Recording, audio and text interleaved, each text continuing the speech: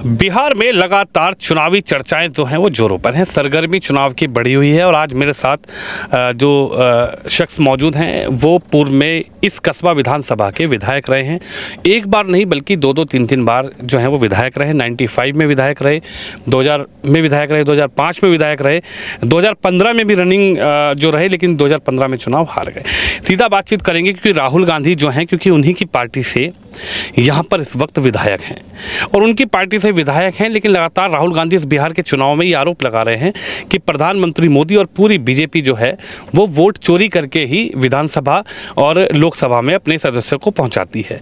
इस पर विधायक जी से बातचीत करेंगे। विधायक जी का क्या कहना है? विधायक जी, आप 95 में विधायक रहे, 2000 में भी विधायक रहे, 5 में भी आप रहे, 15 में भी रनिंग रहे, उसके बाद 3 बार से यहाँ पर आईएनसी जो है वो विधायक कांग्रेस के हैं। लेकिन ये जो इस बार चुनाव है, इस चुनाव पे इस तरीके के जो आरोप लग रहे हैं कि प्रधानमंत्री जी जो हैं वो चोरी करके पीएम बने हैं, आपकी पार्टी पर गंभीर आरोप लग रहे हैं कि साहब आप जो हैं वो वोट चोरी का काम कर रहे हैं और ये चोरी राहुल गांधी जी ने बिहार चुनाव से पहले पकड़ ली। क्या कहेंगे सर?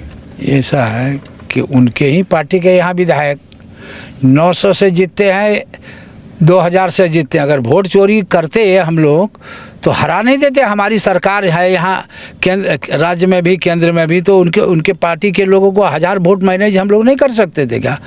लेकिन यहाँ कोई वोट चोरी नहीं है, बल्कि यहाँ वही लोग अपने बूथ कैप्चरिंग करते हैं जो पुराने आदम ज़माने से ये वो लोगों के दादा परदादा करते आए थे। उसको देख करके बिहार में फिर जो सरकार बनी, आरजेडी की सरकार, महागठबंधन की सरकार बनी, वो उसमें फिर उन्हीं का किए हुए कामों को आगे बढ़ाया कि फिर वो भी वोट को कैप्चरिंग कर करके, वोट चोरी कर करके, बक्से को कहाँ नहीं बिहार में नाला तालाब में मिलता था, वोट का बक्सा मिलता था, वो तो उन्हीं लोगों को काम है। आरोप ये बेबुनियाद लगाता है। उसका उदाहरण तो कस्बा विधानसभा है। यहाँ 900 से हारने वाला लोगों को अगर हमारी सरकार है तो हम तो उसको हरा देते, वोट चोरी करते तो मैं जीत जाता। लेकिन यहाँ ऐसी कोई बात है नहीं है। ये बेबुनियाद लगा रहे हैं आरोप। ऐसा कहीं नहीं है, किसी कंस्टिट्यूएंसी में नहीं है, न बिहार के किसी कोने में है। बस ये हार का हताशा है। ये ठीक है, ये सीमांचल है, यहाँ जो जनसंख्या है, जो परिस्थितियां हैं उनके अनुकूल है, इसलिए वो ज़्यादा इसी क्षेत्र में इस बात को लगाते हैं कि उनके समर्थक वाला जो वोटर है उनकी उत्साह को बढ़ा रहे हैं। आप 2015 में चुनाव लड़े, मात्र 800-900 वोटों से अंतर रहा, आप चुनाव हार गए। जी, 2015 में मेरी सरकार थी, यहाँ एनडीए की सरकार थी।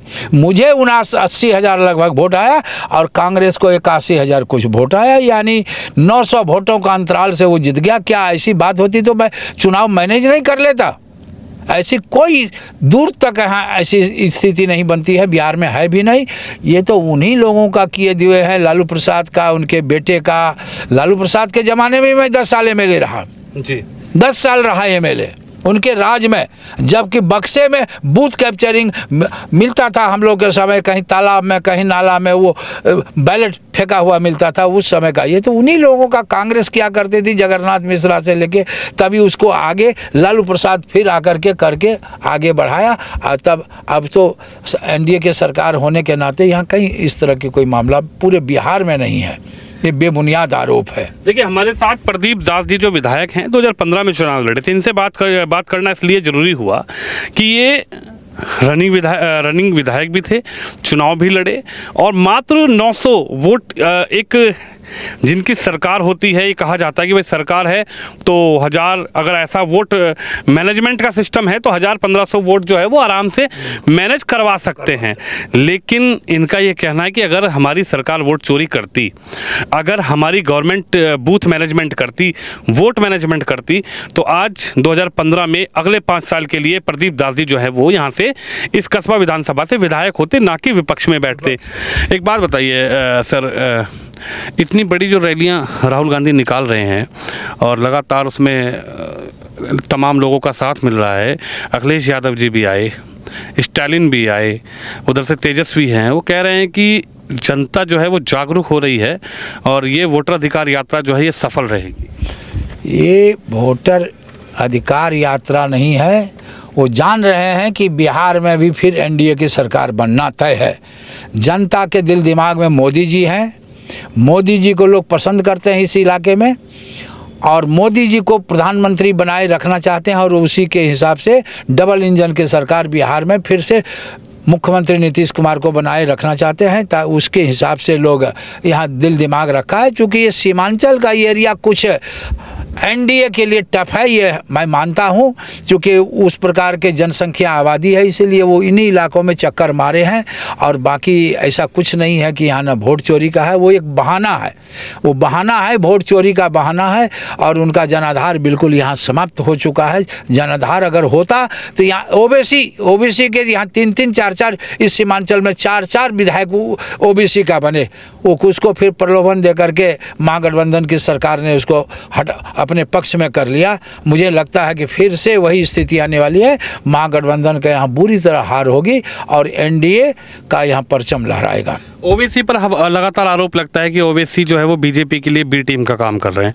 ओवैसी बीजेपी को फ़ायदा पहुंचाने के लिए मैदान में उतरते हैं। वो तो एक कहने का बात है कि ओबीसी बीजेपी का है, बी टीम है, लेकिन लगातार वो सभी राज्यों में चुनाव लड़ रहे हैं जहाँ वो उस प्रकार के उनकी आबादी है, उनके समर्थक है, उनके कार्यकर्ता है, उनका वोटर है, वो चुनाव लड़ते हैं। और लोकतंत्र है, सबको आज़ादी है लड़ने का। आप लड़ो तो ठीक है, दूसरे लड़े तो वो बी टीम हो जाएगा। ये तो माने सरासर जो है ये झूठा आरोप है, झूठा आरोप है। ये उनकी माने ज़मीन खिसक गई है। कांग्रेस की आरजेडी की ज़मीन यहाँ है नहीं, यहाँ बिल्कुल एनडीए का ज़मीन है। यहाँ आने वाले दिनों में यहाँ तमाम सभी सीटों पर, पिछले किशनगंज भी यहाँ शाहनवाज हुसैन साहब चुनाव जीते हैं, अररिया में अभी सांसद लगातार जीत रहा है, कटिहार में भी लगातार जीता था, निखिल चौधरी जीते थे, फिर जदयू को सीट मिला, जदयू को जीते थे। ये कई से ये तो सीमांचल लगभग एनडीए का यहाँ आधार है, मजबूत स्तंभ है। या फिर से आने वाला दिनों में या एनडीए ही चुनाव जीतेगा। दरभंगा की रैली में प्रधानमंत्री जी की माता जी के लिए अपशब्द कहे गए, उनको गाली दी गई, इस पर आप क्या कहेंगे? कहा जा रहा है कि ये सब जो है एक प्रोपोगंडा बीजेपी ने चलाया, क्योंकि राहुल गांधी और तेजस्वी यादव की रैली सफल हो रही थी। बीजेपी को अच्छा नहीं लग रहा था, एनडीए को अच्छा नहीं लग रहा था। एनडीए को लगा कि हमारी ज़मीन खिसकती जा रही है, तो उन्होंने उनके मंच पे एक व्यक्ति को चढ़ाया। ये उनका कहना है कि ये सब प्रोपोगंडा बीजेपी कर रही है। अभी तो तेजस्वी यादव ने कहा है कि जिसने कहा है निंदनीय है, और उसने स्वीकार किया है कि वो जो भी किया है वो गलत किया है, उसको नहीं करना चाहिए। माफ़ी मांगते हैं, माफ़ी की भी बात उसने कही है कि जिसने किया है, किसी के माँ को इस तरह से अपमानित करने का, इस तरह से गंदा अमर्यादित शब्द कहने का नहीं है। उसने तो हताशा में कहा है कि अभी जितनी भी सभाएँ माननीय प्रधानमंत्री जी का एक से एक बढ़ कर के, सिवान में है उससे बढ़ कर के गया में हो गया, गया से उससे बढ़ भागलपुर से बढ़ के यहाँ हो गया, हर और सबका रिकॉर्ड अभी 15 तारीख को टूटेगा। यहाँ 5 लाख प्लस की संख्या यहाँ जनता उसको सुनने के लिए आएगी। ये स्थिति आपको सामने होंगे। आप अगर रहेंगे उस पीरियड तक तो आप देखेंगे कि बिन बुलाए जनता में कितना तूफान है, लोगों के दिल में श्रद्धा है, सबके मन में मोदी है, और एनडीए सरकार फिर से बिहार में बनाना चाहती है। एयरपोर्ट की सौगात को आप कैसे देख रहे हैं? आपके ज़िले पूर्णिया को एयरपोर्ट की सौगात मिलने जा रही है, क्या देखते हैं? क्योंकि कहा जा रहा है कि जैसे चुनाव आता है तो दिल्ली से पिटारा उस राज्य के लिए खुल जाता है। अब चुनाव बिहार में है तो दिल्ली का जो पिटारा है केंद्र सरकार का, वो बिहार के लिए खुल गया है। कहीं एयरपोर्ट, कहीं वंदे भारत, तमाम तरीके की बातें, इस पर क्या कहेंगे? हर राज्य को माननीय मोदी जी हर राज्य को एक दृष्टि से देखते हैं, हर राज्य को दे रहे हैं, किसी राज्य को वो कम नहीं दे रहे हैं। बिहार में चुनाव है, ये तो चिर परिचित मांग था पहले से। यहाँ का उड़ान पहले भी यहाँ जो है सेना वाला यहाँ मान एयरपोर्ट था, तो उसको सब जनता के लिए जनहित में किया। अभी जीएसटी का कर दिया। ये जीएसटी के लिए पूरे बिहार के लिए थोड़ी है, ये जीएसटी तो पूरे हिंदुस्तान के लिए है। मध्यम वर्गीय लोगों को सबको राहत मिला है, काफ़ी सबके पैसे बचेंगे। एक एक घरों में लगता है कि पता नहीं महीने में अच्छे खासे लोगों की बचत होगी। मध्यम वर्गीय के लिए बहुत अच्छा है, सब लोगों को राहत मिला है, सारी चीज़ें सस्ती हो गई है, और इससे जन हित में ये जो जीएसटी था, जनहित में वो हुआ है। अभी वंदे भारत आवश्यकता था, यहाँ के लोगों को अभी इच्छा थी कि यहाँ भी हम अच्छी ट्रेनों में चढ़ें, एक्सप्रेस ट्रेनों में चढ़ें। एक्सप्रेसवे पहले बना है, आज चुनाव है, इससे पहले ही एक्सप्रेसवे ट्रेन चला है यहाँ। शुरुआत में एक्सप्रेस ग्रीनवे रोड का निर्माण का काम जो है प्रारंभ होने वाला है। कई ऐसे चीज़ें हैं, यहाँ से रेल का आज 3 सालों से काम चल रहा है। जो माननीय प्रधानमंत्री जी आएंगे उसका उद्घाटन करेंगे, हरी झंडी देंगे। कई ऐसे हजारों की करोड़ की संख्या में करोड़ों के सौगात देंगे प्रधानमंत्री, जिससे सीमांचल को एक मजबूत आर्थिक आधार मिलेगा। और यहाँ के लोग मोदी जी के लिए बेचैन हैं और मोदी जी को दिल में रखे हैं और एनडीए की सरकार बिहार में बनाएगी। आपने कहा कि जीएसटी को लेकर बड़ा फ़ायदा होगा, लेकिन जैसे ही जीएसटी को कम किया गया, कई चीज़ों पर जीएसटी 28 से 40 की गई, लेकिन वहीं बीड़ी पर जीएसटी 28 से 18 कर दी गई। इसको लेकर कांग्रेस केरल इकाई ने एक पोस्ट किया। उन्होंने कहा कि बी मतलब बिहार और बी मतलब बीड़ी। इसको आप कैसे देखते हैं? नहीं, ये तो गंदी मानसिकता है, बिल्कुल ये बिल्कुल गंदी मानसिकता है। वो उत्तर बिहार के लोगों के साथ ये अपमानजनक बात है, उसको इस तरह का भाषा नहीं बोलना चाहिए। ये जीएसटी तो उन गरीबों का, सब लोगों का, मध्यम वर्गीय, चाहे वो केरल में हो कि कहीं हो, जीएसटी तो ये पूरे भारत के लिए है। 5% कर दिया। कांग्रेस के राज में तो ये हर जगह 27% हुआ करता था, उसको घटा करके माननीय मोदी जी 18% कर दिए, 5% कर दिए। ये तो उस पीरियड में सभी चीज़ों पर जीएसटी, उतने महंगाई था, सबको उतने बढ़े हुए दरों में, लोगों को हर खाने पीने के सामानों में जीएसटी उस दर था। माननीय मोदी जी ने गरीबों का दर्द समझा है, मध्यम वर्गीय लोगों का दुख तकलीफ को समझा है। पूरे देश के अंदर ये जीएसटी जो लागू किया है, ये बहुत ही जनहित योजना, इसको और पहले हो जाना चाहिए था, ताकि और ज़्यादा लोगों को लाभ होता, खुशहाली होती। लेकिन आज भी लोग बहुत खुश हैं, जीएसटी होने से सबको लाभ हुआ है। उसका श्रेय कांग्रेस लेना चाहती है कि हमारे दबाव में हुआ। माननीय प्रधानमंत्री जी किसी के दबाव में काम नहीं करते हैं, वो तो काम करते हैं जनहित में, जनता के हित में।